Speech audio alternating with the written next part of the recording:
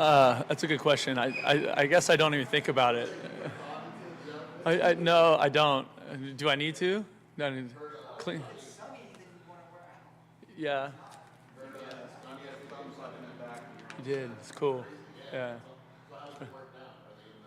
So they're in the section championship Friday night against St. Francis, where I went to high school. Yeah. So it's kind of a cool thing. But I'm excited for him. It was neat, and they beat a good team, so it was good. All right, good to see everybody. Obviously, a huge week for us. The ASU game is such a special rivalry in college football, and it means so much to everybody here, everybody at this university, everybody in Tucson, and thousands in the state of Arizona. So it's such an exciting game, so much energy and enthusiasm and excitement about it. It's senior day for us, which there's a lot of awesome young men who've played a lot of really good football here and invested a lot of time and energy in this program. And so it's going to be great to honor them the right way.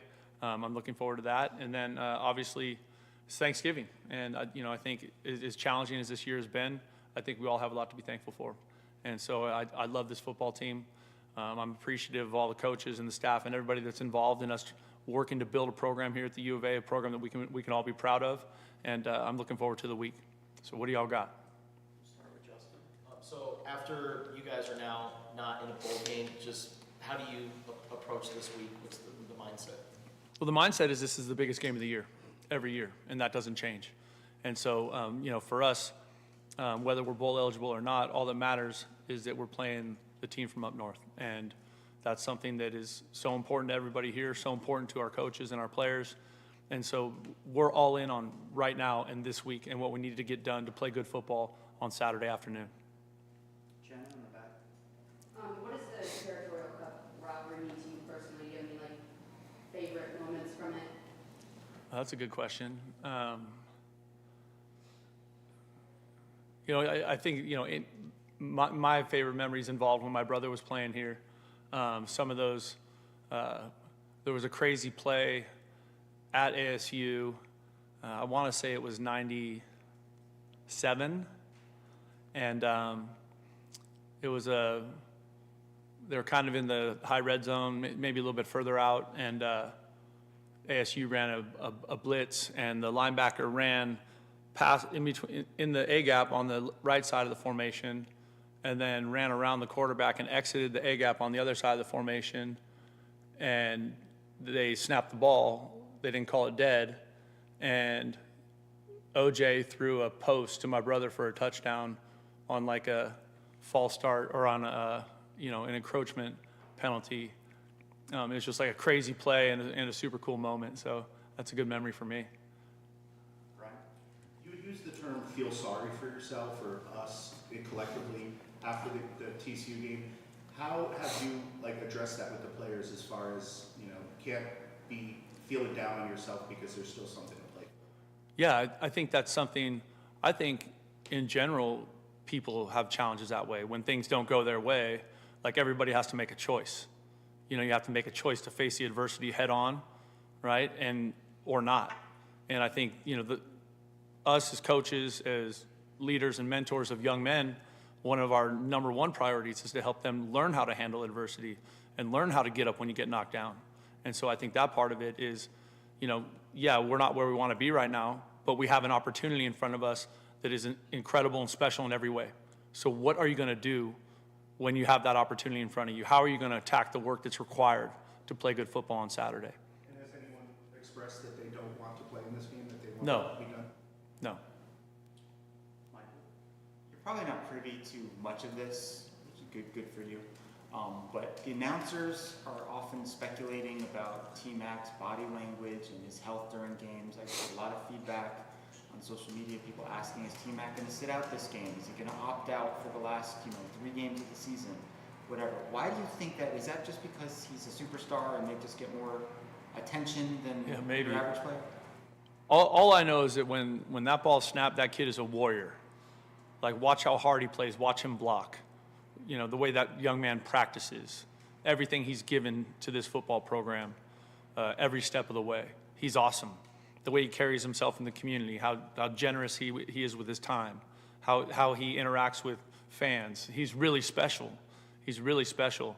And, you know, when we miss him on a throw, I understand him being frustrated. He's competitive. It's one of my favorite things about him is how competitive he is. So I think when you are a player of that magnitude, people are always going to have opinions, and that's just part of living in the spotlight that he lives in. But to me and to everybody around here, the way he has attacked the work and continues to compete every Saturday, I couldn't be more proud of him. David? I know you only went through one of these with Dick Tomey as head coach, but what do you remember about that week, how he expressed the importance of it to new coaches like you coming in, about how he wanted you guys to kind of relate to the players and get them to understand the importance of it that week, you know, getting ready to face ASU? Well, I think you know, the fun part of it, you know, as it is for our staff, we have multiple guys that have played in this game on staff, right? Chuck Cecil, you know, Brandon, you know, I mean, there's Ricky, like there's Bobby, you know what I mean? So like, we have people that who know exactly what this is and can explain to the guys that are new or that haven't been a part of it what this thing is all about. And I think that's a really important part of it. I think you're going to have more of that in college football now because the rosters are overturning, like such a big percentage of rosters are overturning. So every year you're going to have new people, a bigger percentage of new people on your football team than maybe what teams have been used to in the past.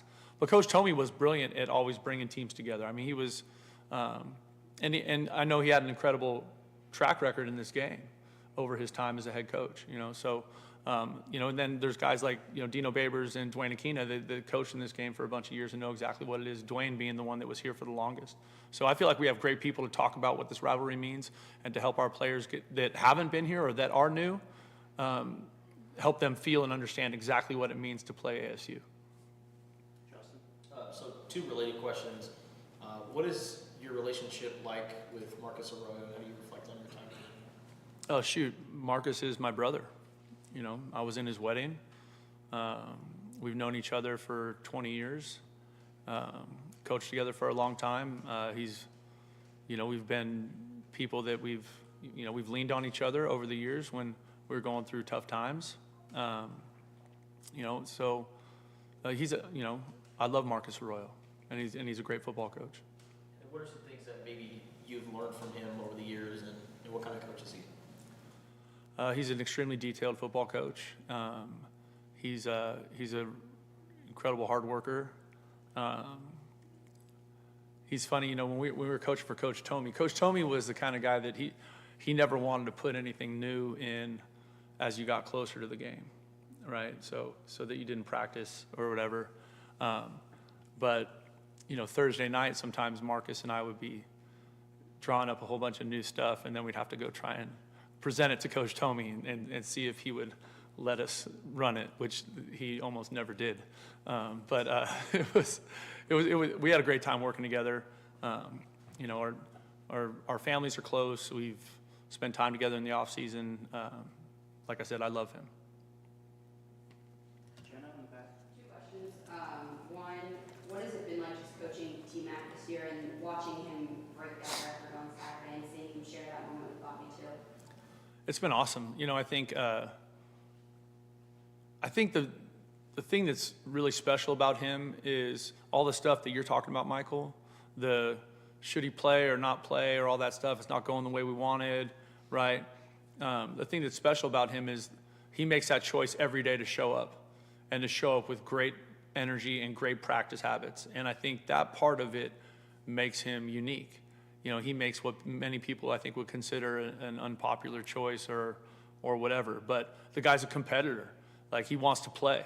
And with him, it doesn't matter what the game is, right? If someone's like, yeah, we're going to play pickup hoops, you know, on a Friday at 9 p.m., he's like, where? I'll meet you there, you know? So I think I just love that part about him. It's been great to see I think his relationship with Bobby Wade is really special. I think Bobby's done a great job of coaching him and working with him and continuing to fine-tune his game, which I think is really, really important for, you know, the dreams that T-Mac is chasing. And like I said earlier, he's just been an awesome part of this football program, and we're really, really appreciative of all he's done. And what do you make of what Kenny Dillingham's been able to do at ASU and just the season that they're having? I think they've done a great job. You know what I mean? Like, I respect it. I think when I look at that, I think they did a great job evaluating and hitting in the transfer portal. And then they've done a good job of building culture, and you can see the kind of confidence their team is playing with right now. Brian? A couple of personnel things. Do you expect Jonas Savinea to be able to play this game? And if not, what would the plan be for that spot? I'm not sure if he'll be able to play, but if not, it would be, probably Michael Wooten. I think that would be our best shot there.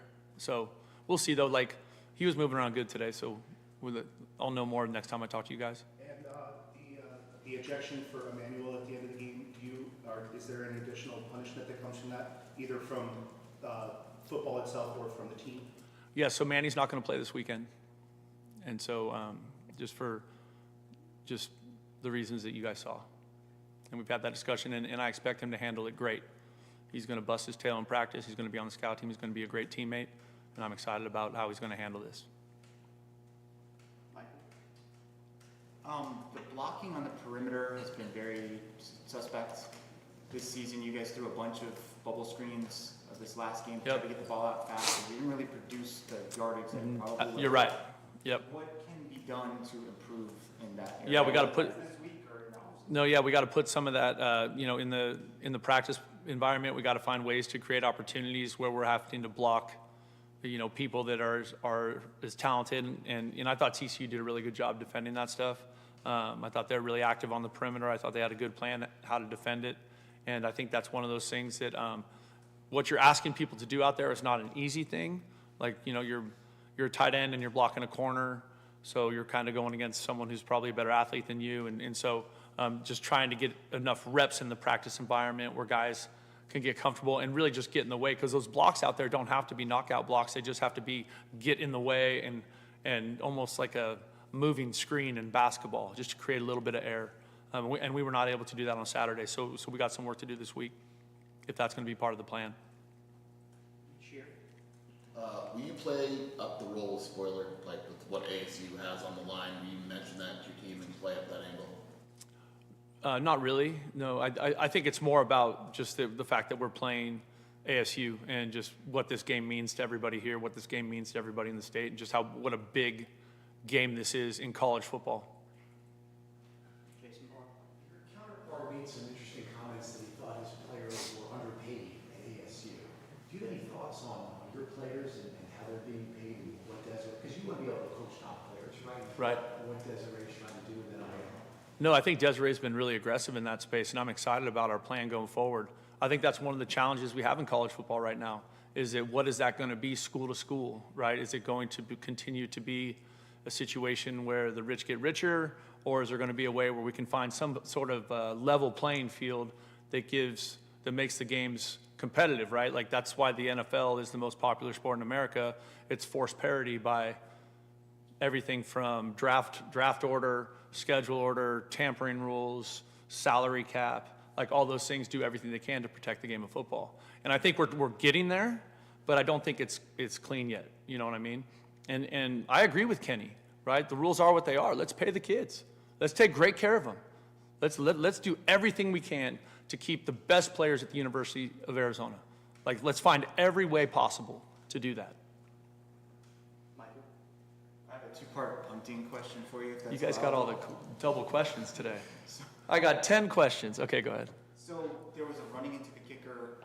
They didn't show a replay of it on the broadcast. You seemed pretty upset about it. What did you see on that play?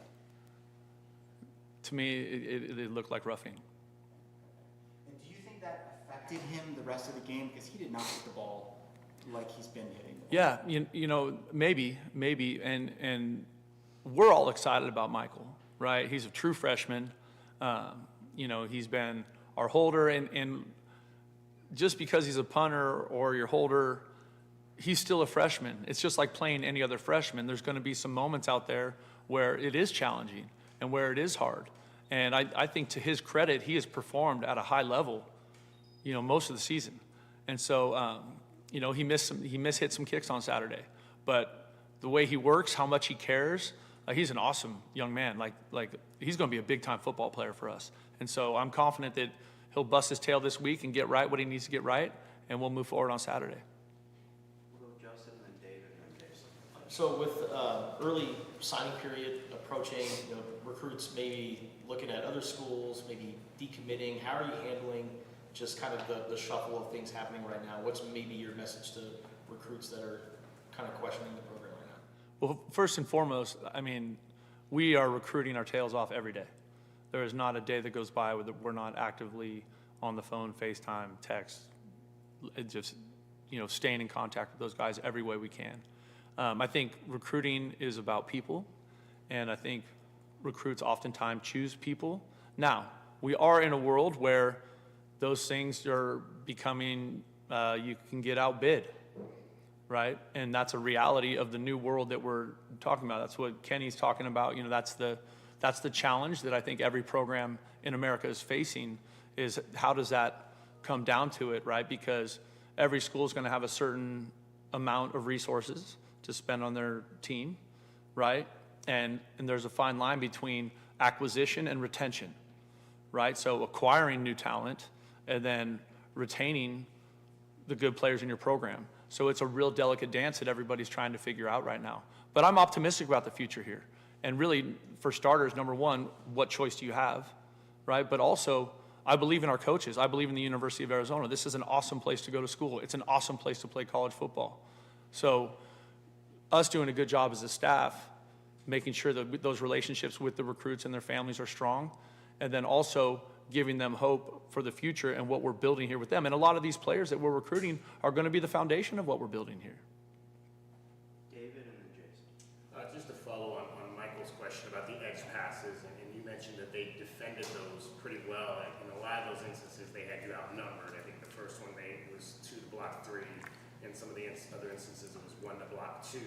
Is that easily identifiable pre-snap to know that you're not going to have the advantage there, and maybe he can check out of that to something else? Yes, and sometimes what happens is that 2 to block 3, sometimes the third player is a high player, and we're going to run off him. It's the same way when you run the inside zone, right? You're not blocking all 6, right? Sometimes you're just blocking 5, and you're running off the other. And so, in those plays, what you're trying to do is get the ball in space with the ball carrier who you want to get the ball in his hands, and you're just trying to create some air for him. And I don't look at those plays as home runs. Every now and then you get that, and that's a great thing. But really what you're trying to do is you're trying to complement the run game, right? So you're trying to think if those things can be efficient, so a 4 or better, good play. And with Chris Hunter's catch in the end zone, did you see him as an athletic receiver? I mean, what he had to do to get his foot down there was pretty. It was an incredible play by him, wasn't it? Yeah, it's really exciting to see just his development. Again, I think Coach Wade's doing an awesome job with him, and just seeing his development, and then you see the confidence with Noah growing also. And we're all excited about him. It's pretty cool. Last question, Jason Shear. Just a quick question. You mentioned senior day earlier. In terms of your philosophy, would you have like T-Mac be honored with the assumption that he's probably going to the NFL, or just how do you kind of? We haven't done that. That conversation has been kicked around. I think if we're going to do that, that starts getting really messy. And so, I think we're going to continue to find ways to honor T-Mac or, those great players that are draft eligible and leave early. But this is also about the guys that have been here 4 and 5 years and have graduated from the U of A and have been, great contributors to the program. All right, that's our time. All right. Thank you all. Thank you, Coach.